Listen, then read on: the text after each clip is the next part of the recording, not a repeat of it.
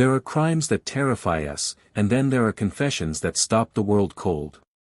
In February 2019, inside a sterile interrogation room in Wisconsin, a man who once smiled in family photos sat across from investigators and spoke without trembling. His voice was calm, almost gentle, as he described ending the lives of his wife and daughters, not in anger, not in frenzy, but in what he called a moment that didn't feel real. The nation listened in horror. How could such cruelty sound so quiet? For months before that interview, America had tried to make sense of him, the neighborly oil worker with a soft-spoken voice, the man who once kissed his children on camera and said they meant the world to him. But as his confession poured out, the distance between who he was and what he did became too vast to measure. He didn't stutter. He didn't cry.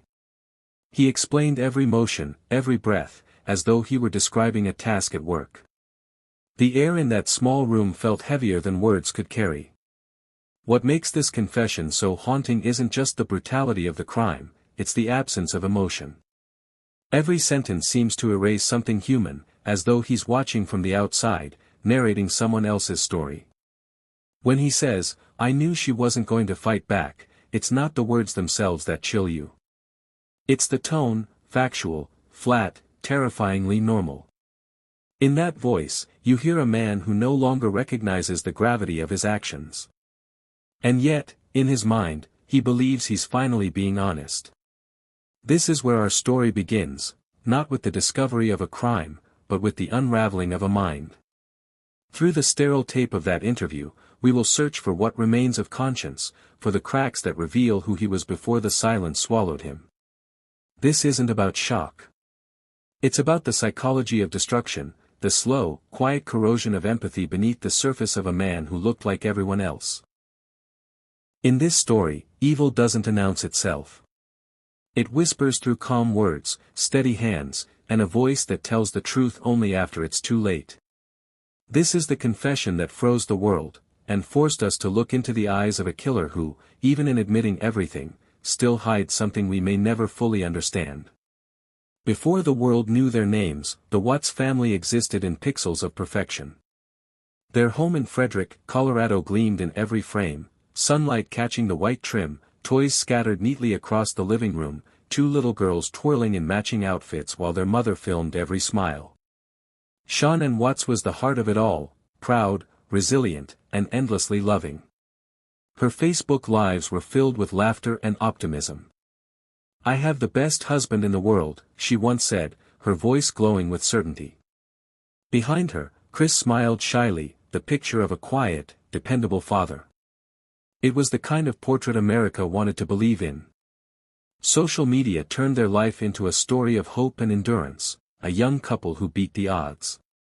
Shanann, managing lupus and financial struggles, was a symbol of perseverance.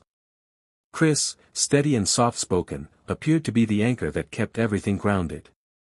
They posed in front of their new home, embraced in Christmas pajamas, kissed their daughters under summer skies. To millions scrolling online, the Wattses looked like proof that love could survive anything. But perfection is a fragile performance. When you watch the videos now, they play differently. You notice the slight stiffness in his smile, the way his eyes drift away from the lens. You hear Shanann's voice, bright but tired, and wonder if she already sensed something slipping. Behind every filtered post was a family fighting invisible battles, rising debt, an overworked mother, a husband withdrawing into silence. Still, she filmed everything, as if recording her love could preserve it. Each post became both a celebration and a plea, proof that their story was still intact. The internet adored her energy, her positivity. But in the age of constant sharing, performance can become prison. The curated happiness built expectations she had to meet every day. And for Chris, who rarely spoke his truth, the weight of that image grew unbearable. He began to disappear quietly, first in glances, then in habits, then in heart. The world saw a couple thriving. What they missed was the slow erosion beneath the smiles, a marriage balancing on appearances, a man shrinking behind the glow of a camera, and a woman fighting to hold together a dream she didn't know was already gone. The tragedy wasn't just in what would happen later, but in how long they had both been performing love that was already dying. It began as hairline fractures, invisible at first. The kind that hide beneath the surface until pressure makes them split wide open. The Watts family was still smiling for the camera, still posing for birthday photos and family trips, but behind those images, life was quietly collapsing under the weight of ordinary struggles, the kind that crush quietly, not suddenly. Money had always been tight. The couple had filed for bankruptcy just a few years earlier. Their mortgage loomed, credit card debt swelled, and the pressure to maintain their perfect image grew unbearable. Shannon's lupus made her tire easily, and yet she worked relentlessly, selling health products online, turning her phone into both her business and her lifeline. She was holding up the house, the kids, the finances, and her own fragile body, all while trying to keep her marriage intact. But Chris was drifting, and she could feel it. Her messages to friends became more anxious, more uncertain. "He's not himself anymore," she wrote. "I don't know what's going on." At first, she blamed work, exhaustion, stress. But then came moments too strange to ignore. He stopped answering her calls. He avoided intimacy. His responses were shorter, colder, practiced. The man who once sent her heart emojis now sent silence. The shift was quiet, but total, like someone changing channels in the middle of a conversation. Shannon tried to fight for their connection. She planned trips, recorded videos, posted updates about love and gratitude. But the harder she tried to keep the image alive, the more he pulled away from it. And then there were the family tensions, the infamous fallout between Shannon and Chris's parents. What started as disagreement over a child's nut allergy turned into a deep, bitter divide. Cindy Watts, his mother, saw Shannon as controlling. Shannon saw her as reckless. Chris stood in the middle, unwilling to choose, and that silence became its own betrayal. By the summer of 2018, Shannon was isolated, managing her illness, her daughters, and a husband who seemed to be rehearsing how to live without her. The cracks were no longer invisible, they were spreading fast, tearing through trust and patience, through words left unsaid.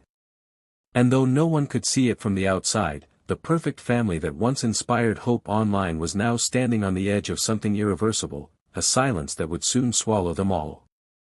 By the summer of 2018, something in Chris Watts had changed so quietly that even those closest to him mistook it for self-improvement.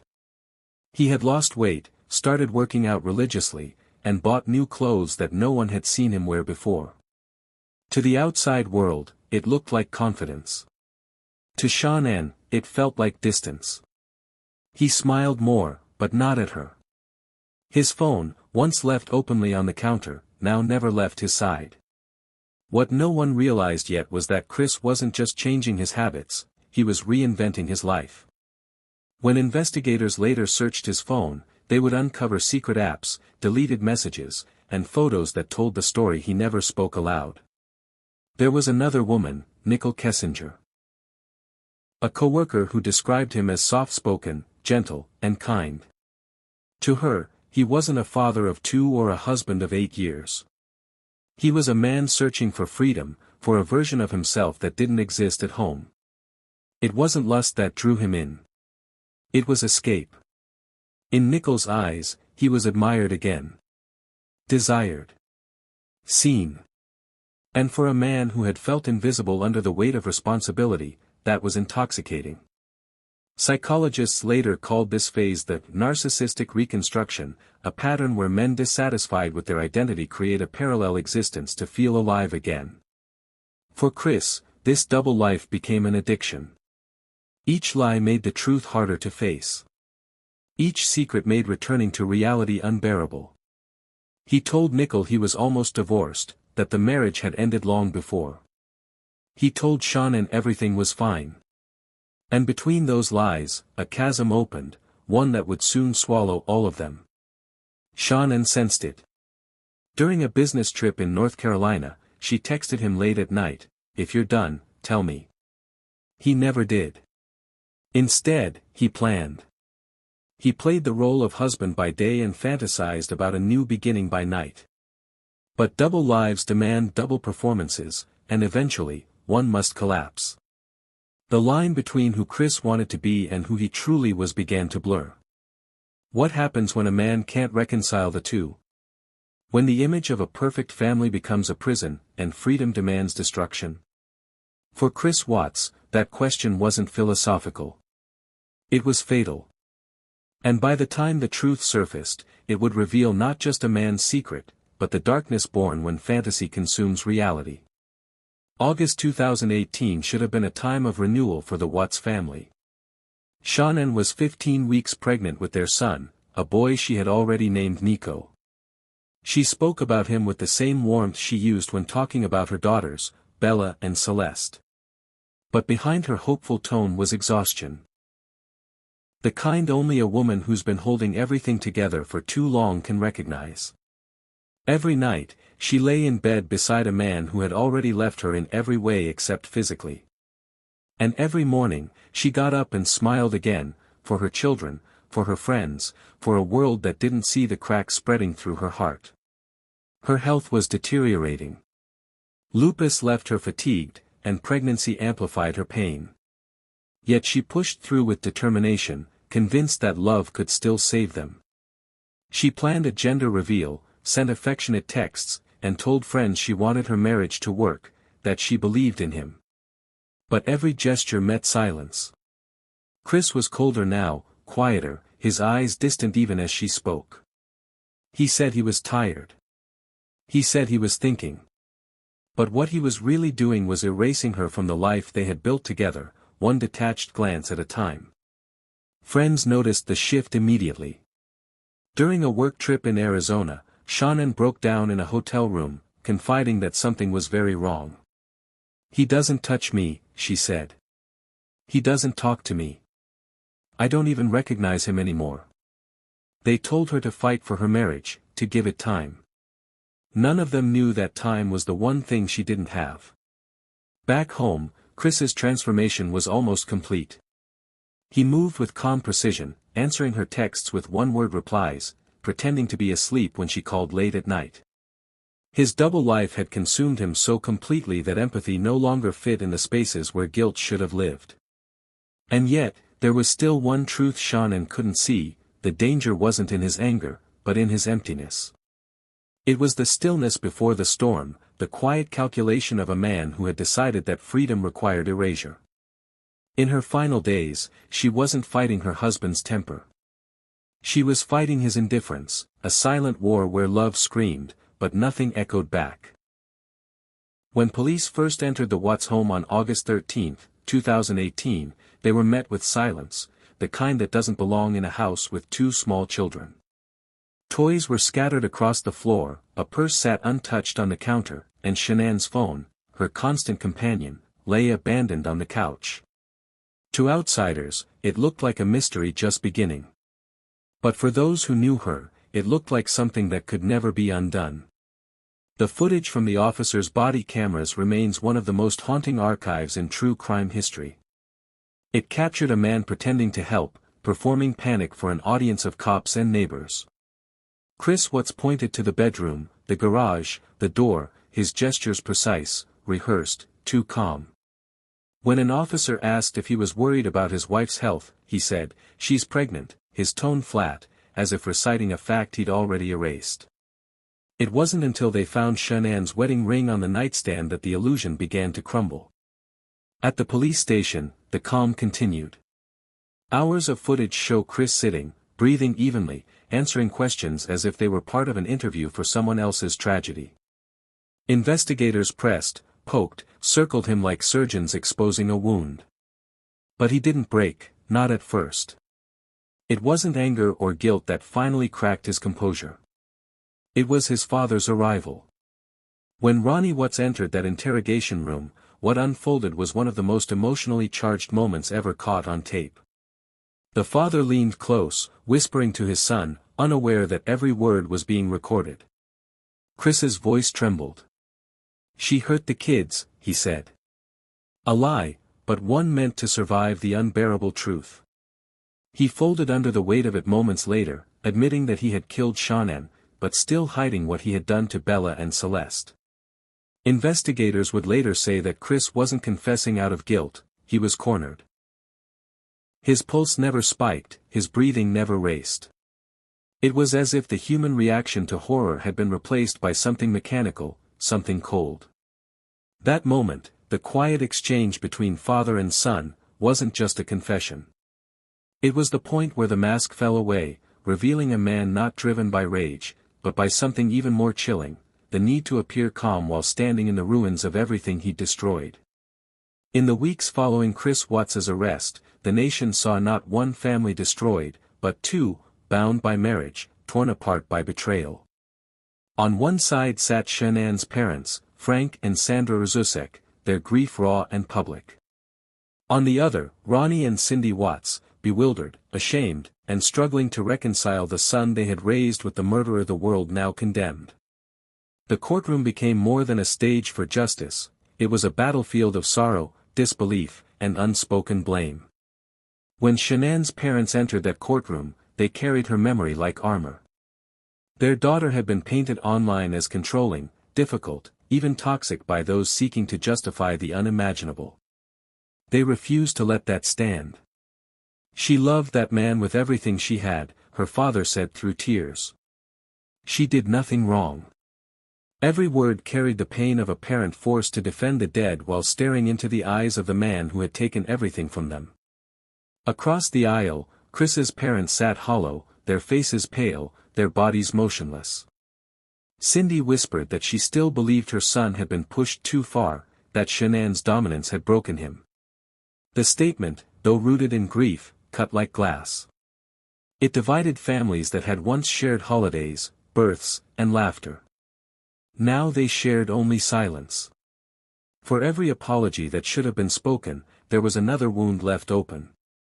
When Chris appeared in court, dressed in an orange jumpsuit, shackled and thin, the air grew heavy. He avoided their eyes, all of them. The man who had once promised forever now stood as a symbol of everything broken in the modern family, appearances over honesty, pride over vulnerability, control over compassion. The plea deal came swiftly, 5 life sentences without parole, but closure never did. As the verdict was read, Shannon's mother wept so hard she could barely breathe. Her cries echoed through the courtroom, haunting even those who believed they had hardened to tragedy. The cameras captured it all, one family collapsing in guilt, another collapsing in grief. In the aftermath, the Rzuseks visited Shannon's grave weekly, bringing flowers and toys for Bella and Celeste. The Watts family vanished from the public eye, retreating into shadows. But the question that lingered, how could love turn into something this monstrous, remained unanswered. Because when a family fractures under lies, it doesn't just break once. It keeps breaking, over and over again, in every parent who wonders what they could have done to stop it. By the time the courtroom fell silent, the world had already turned the tragedy into a spectacle. Millions of people who had never met Shannon or Chris were suddenly experts on their lives. Every photo, every video, every text message became evidence in a trial that never ended, not in court, but online. The Watts case didn't just expose a crime. It revealed the hunger of a digital age that feeds on tragedy until nothing human remains. Shannon's Facebook videos, once symbols of joy and family pride, were replayed endlessly, dissected by strangers searching for clues that weren't there. Her smile was analyzed frame by frame, her tone judged, her words twisted. She was too perfect, some said. Others blamed her for being too controlling, or too public. The same warmth that had made her relatable was now used to tear her apart. The internet had turned grief into entertainment. Chris, meanwhile, became the subject of fascination and fear. His calm demeanor, his blank stare, his seemingly emotionless confessions, all of it created a portrait that no one could fully understand. Was he a psychopath hiding in plain sight? A man trapped in a fantasy he couldn't escape? Or something far more ordinary, a human being who had erased empathy to preserve a lie? Every theory, every podcast, every YouTube channel claimed to hold the truth. But none could explain the void behind his eyes. Investigators and psychologists alike called it the perfect storm of modern tragedy, image, isolation, and the collapse of self. In a time when love is documented in pixels, the Watts family had lived under a spotlight they never realized was dangerous. They were curated, consumed, and judged by the same world that would later claim to mourn them. The case became more than a crime story, it became a reflection of us. Of how easily we scroll past horror and call it understanding. Of how we demand answers that make us feel safer, when the truth is that sometimes evil wears the most familiar face. As days turned to years, the clicks never stopped. Shanann's videos continued to appear in recommended feeds, her voice echoing through screens like a ghost that refused to fade. And somewhere in a prison cell, the man who destroyed it all remained silent. While the rest of the world kept talking. Even after their deaths, the Watts family never truly disappeared. Their faces, voices, and laughter continued to echo through the digital corridors of the internet, frozen in time, untouched by the horror that followed. Shanann's Facebook page, once a scrapbook of love and family pride, became a digital shrine. Each post now read like a haunting prophecy, her affection for Chris, her joy over her daughters, her dreams for baby Nico. The videos she once uploaded to inspire now replayed as echoes of a life interrupted. The family she worked so hard to build was now immortalized through pixels, reminders that refused to fade. In one clip, she holds Bella and Celeste close, smiling into the camera, saying, "I have the best husband in the world." The irony of those words, spoken with sincerity and love, has since pierced millions. Viewers can't help but wonder, did she feel it slipping away even then? Each like, each comment, has become a digital footprint of a woman who believed in showing joy even as her world was slowly darkening. It's this permanence of her presence online that has kept her alive in the eyes of so many. She never truly left, her memory became an algorithm that refuses to let her vanish. But the haunting doesn't stop with Shanann. For those who've seen the body cam footage, heard the 911 calls, or read the interrogation transcripts, it's as if the crime itself replays endlessly. The internet has made the tragedy eternal, preserved, replayed, dissected. And while Shanann's posts were meant to celebrate life, they've now become the lens through which millions experience death. It's a paradox of the digital age, where grief is public and remembrance is eternal, but peace never comes. Even Chris's letters from prison, his confessions, and his Bible studies have found their way online, each word analyzed, each sentence turned into content. The man who once hid everything now has every secret on display. The ghosts of his choices linger not in whispers but in data, in archived messages, in interviews that never end. Shanann's smile lives in videos that autoplay. Her voice greets strangers daily. Her children's laughter, captured in fragments, continues to fill the void. This isn't haunting in the traditional sense, it's the digital haunting of the modern world. A reminder that in the era of infinite memory, some stories will never die, no matter how much we wish they could rest. The walls of Dodge Correctional Institution in Wisconsin hold many men, but few with ghosts as loud as Chris Watts's. Inside that cell, small, bare, and eternally cold, time no longer moves forward. It circles him like a sentence with no end. His days are marked not by hours, but by reminders, a routine that strips him of freedom but cannot erase what he did. For a man once obsessed with control, prison became a mirror, one that reflects every lie, every silence, every choice that led him here. Inmates say Chris rarely speaks. He eats alone. He prays often. To some, he's polite. To others, he's unreadable, a man with the face of remorse but the eyes of someone who still doesn't understand why the world hates him. Letters pour in from strangers, women offering comfort, prayers, even love. They tell him they see the good in him, that they believe he was manipulated, lost, or misunderstood. It's a phenomenon psychologists call criminal adoration, the eerie allure of evil once it's confined. And for Chris, it's the last form of validation he has left. In his own words, written to one of these correspondents, he called his acts a moment of darkness. But those who've studied his confessions know it wasn't one moment, it was a slow unraveling. He has rewritten his story many times, first denying, then blaming, then admitting. Each version carefully edited to make him look more human, more forgivable. Yet, forgiveness can't exist without truth. And truth, for Chris Watts, is a wound he still hides behind scripture and solitude. The prison chaplain describes him as a man seeking redemption. But redemption demands self-confrontation, not silence. When asked by investigators why he killed his daughters after Shannon, he answered softly, "I thought it would be easier that way." It's a line that chills every listener, not just for its cruelty, but for its logic. It reveals a mind detached from empathy, a heart that reasoned with horror.